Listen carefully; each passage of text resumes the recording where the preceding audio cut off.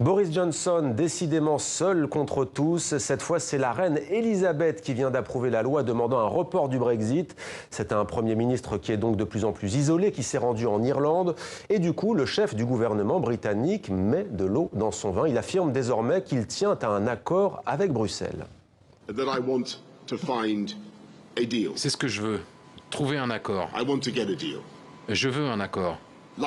Comme vous, j'ai examiné avec soin l'absence d'accord. J'en ai évalué les conséquences, tant pour notre pays que pour le vôtre. Et bien sûr, nous pourrions le faire. Le Royaume-Uni pourrait certainement s'en sortir, mais n'ayez aucun doute sur le résultat final. Ce serait un échec de la gestion des affaires publiques, dont nous serions tous responsables. Et avec nous pour aller plus loin sur le plateau de 64 minutes, Vincent Martini, bonsoir. Bonsoir. Soyez le bienvenu sur TV5 Monde. Vous êtes professeur de sciences politiques à Nice et à Polytechnique. Vous êtes l'auteur du livre Le Retour du Prince, édition Flammarion. Alors disons-le, cet homme, Boris Johnson, n'est pas dans votre ouvrage. Il pourrait pourtant y figurer parce que dans ce livre, vous vous êtes intéressé à ces chefs d'État qui gouvernent seuls, tels des rockstars.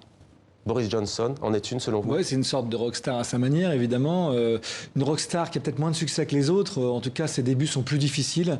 Mais il a pour point commun aussi d'avoir pris un certain nombre de décisions seul, comme l'ensemble des personnalités dont je parle dans mon livre, qui vont de Barack Obama à Emmanuel Macron, en passant aussi par Trump, Bolsonaro, parce qu'une particularité, c'est que je ne fais pas vraiment de différence entre d'un côté les populistes et de l'autre les démocraties libérales. C'est quelqu'un qui gouverne donc seul, qui gouverne avec les émotions et qui gouverne parfois un peu trop rapidement. Justement, c'est ça qui frappe. Vous avez cité des noms d'un côté des populistes, appelons-les comme on veut, de l'autre des présidents élus, on va dire, démocratiquement, ce qui est d'ailleurs le cas aussi de Donald Trump. C'est quoi le portrait robot du prince?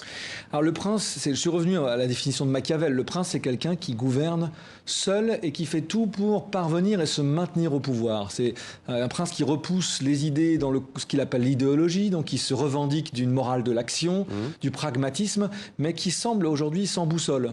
C'est aussi un prince qui a gravi 4 à 4 les étages du pouvoir. C'est quelqu'un qui arrivait très vite au pouvoir. On le voit d'Obama, de Macron, de Trump, mais aussi de Johnson, qui était considéré comme un ministre relativement secondaire, voire même comme un bouffon à certains égards, et qui tout d'un coup se retrouve aux premières loges. Vous parlez aussi de Justin Trudeau, le Premier ministre du Canada. Sur quelle fibre jouent ces dirigeants politiques? Sur l'émotion? Ils exposent justement le côté émotif? Oui, alors l'émotion est un enjeu très très important. C'est-à-dire qu'on joue des émotions privées, justement pour essayer de convaincre le public.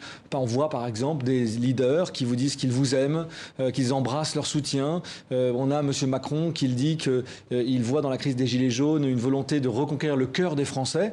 On peut douter éventuellement que la politique, ça soit une question purement émotionnelle, mais on constate qu'elle est aujourd'hui une arme de construction ou de destruction massive de la politique. Mais il y a quelque chose qu'on ne comprend pas. À l'heure où les citoyennes et les citoyens veulent participer, donc en fait, ils élisent des dirigeants qui gouvernent seuls. C'est un peu le paradoxe, justement. On est, vous savez, grand penseur Gramsci disait le vieux monde est mort, le nouveau tarde à apparaître, c'est dans l'obscurité que naissent les monstres. Et on est dans une période d'indétermination. D'un côté, vous avez des citoyens qui souhaitent une participation accrue, on le voit dans les manifestations dans le monde entier, de Hong Kong à la Russie ou en Algérie, mais en même temps, dans les démocraties consolidées, vous avez une ambivalence justement sur, moi, ce que j'appelle la compétence démocratique. Est-ce que les citoyens veulent s'emparer de leurs propres compétences ou est-ce qu'ils préfèrent rejeter toute la responsabilité sur le dos des acteurs politiques? Ce que j'essaie de dire dans ce livre, c'est que fondamentalement, nous avons une part de responsabilité dans le fait que ces hommes forts règnent seuls. C'est aussi un peu parce qu'on les laisse faire. Il y a toujours le retour du bâton. On sait que l'état de grâce est terminé pour Justin Trudeau. Vous avez cité les gilets jaunes pour Emmanuel Macron. Vladimir Poutine, lui aussi, qui n'est pas forcément dans votre livre, a connu un mouvement social et politique cet été en Russie. Et on va regarder une image, les élections locales, municipales donc, et régionales à Moscou. Le parti du président russe, Russie Unie, perd 15 députés au Parlement de Moscou. C'est quand même un tiers des sièges. L'opposition avait appelé à voter utile. Je vous montre cette image, Vincent Martini. Tout à l'heure, on voyait Boris Johnson face à l'épreuve de la démocratie britannique. Là, ce sont les citoyens en fait, qui se dressent contre celles et ceux qui veulent gouverner seuls. Oui, alors, encore une fois, j'insiste sur le fait qu'il y a une différence quand même entre la Russie, qui est quand même pas une démocratie telle qu'on la connaît, et la Grande-Bretagne, qui est une vieille démocratie parlementaire. Je crois que, justement, c'est la question démocratique qui, dans les deux cas, confronte les leaders. Dans le cas de la monarchie constitutionnelle britannique, vous avez une monarchie parlementaire très ancienne, très puissante, et donc, finalement, l'espèce de volonté de pouvoir solitaire de Boris Johnson se fracasse sur un collectif qui, dans le passé d'ailleurs, n'a pas hésité à dégager certains de ses leaders. On se rappelle que le Parti conservateur avait dégagé Margaret Thatcher en 1990, ou alors Theresa May, la dernière première ministre, qui avait été démise par sa propre majorité. On a le sentiment que le prince, ça fonctionne mieux au niveau international qu'au niveau de politique intérieure. Est-ce vrai? On voit Emmanuel Macron qui, quoi qu'on en pense, revient un peu sur le devant de la scène internationale. On va en parler dans un instant.